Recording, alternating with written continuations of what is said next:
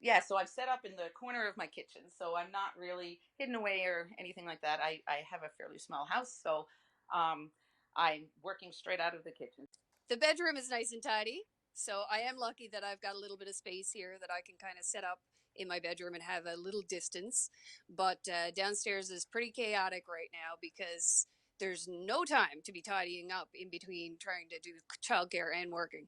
It's much more hectic. It takes a lot longer sometimes to get things done because you're sort of juggling between working and then also playing the mother role as well, and trying to make sure kids are fed. And as much as you tell them I'm here, but pretend I'm not here. They still like to ask questions, and every now and then they're getting into arguments and whatnot, and need to be have a little bit of refereeing going on. So it makes things much more hectic. I'm much more tired at the end of the day. So I have a 5-year-old who is home from kindergarten now, and obviously I'm taking care of her. And at 5, they don't have a particularly long attention span, obviously. So kind of every 20 minutes or so, we have to be finding a new task or doing something different.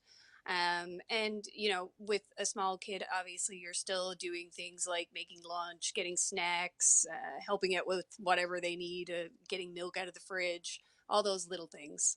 I find it is a little bit more difficult to be productive because you're pulled away a bit more. In the office, you can sometimes be pulled away too, but you're still staying focused on work.